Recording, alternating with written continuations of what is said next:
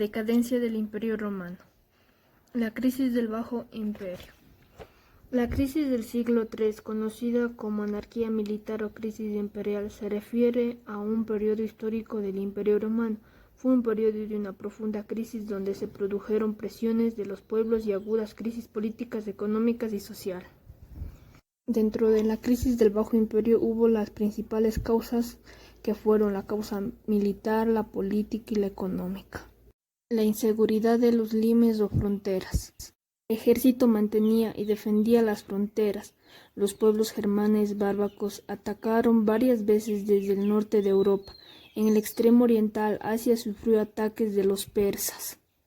El aumento de poder del ejército. Las constantes guerras obligaron al imperio a fortalecer al ejército, aumentando el poder y la figura emperadora se debilitó. La crisis económica. Las guerras generaban gastos excesivos para el imperio, lo que provocó que se aumenten los impuestos. Muchas de las mercancías no llegaban a su destino, por lo que las ciudades perdieron importancia y numerosos latifundios dejaron de cultivarse a causa de la mano de obra esclava. La población afectada por los impuestos se pronunció y participó en revueltas sociales, y esclavizados y campesinos pobres formaron bandas y atacaron a grandes propiedades. En las invasiones, los anglos y sajones ocuparon las islas británicas, los francos, burgofrancos y burgundios ocuparon la Galia. La crisis económica del siglos II y III, los acuerdos políticos hacían inestables a los gobiernos, y el dinero se devaluó y los habitantes regresaron al trueque. Crisis social. Las grandes ciudades acogieron un número reducido de migrantes y se presentaron disturbios civiles y disminuyó la natalidad. Crisis militar. La población militar disminuyó a causa de las revueltas civiles. Sin duda, estos eventos daban cuenta de que el Imperio Romano se debilitaba y solo hasta fines del siglo II comenzó a desmoronarse por completo. A finales del siglo III, desde el emperador Diocleciano, se intentó restaurar la situación mediante una serie de reformas sociales y económicas, entre las que se destaca el control de los precios y la inflación, extinción de los tributos obligatorios, división del imperio en 4 regiones conformando una tetrarquía y persecución de los cristianos. Al llegar el 313, el Edicto Milán proclamó la libertad religiosa. Teodosio mantuvo esta política que convirtió al cristianismo en religión oficial del Estado.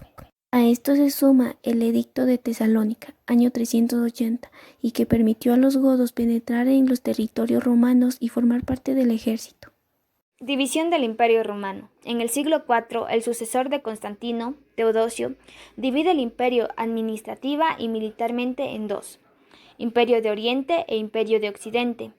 Dejó a sus 2 hijos la responsabilidad de estos imperios. Arcadio fue el emperador en Oriente y Honorio en Occidente. Imperio Romano de Occidente. La capital cambió entre Roma, Milán y Rávena. En el transcurso del siglo V, como consecuencia de la crisis interna y de los ataques de los pueblos germanos, desapareció. En el año 410, los visigodos saquearon Roma. Finalmente, en el año 476, el caudillo bárbaro Odoacro depuso al emperador romano Rómulo Augustulo, un niño de 10 años. Ahí se establecieron nuevos reinados germanos. Se considera que este hecho marca el final de la Edad Antigua y abre un nuevo periodo histórico, la Edad Media. Imperio Romano de Oriente. Este territorio tuvo su capital en una antigua colonia griega llamada Bizancio. Cambió su nombre en honor al emperador Constantino y fue llamado Constantinopla. El Imperio Romano de Oriente llegó a su máximo esplendor en el siglo VI. Conquistó parte de las tierras del Mediterráneo occidental. Desapareció en el siglo XV tras la conquista de Constantinopla por los turcos.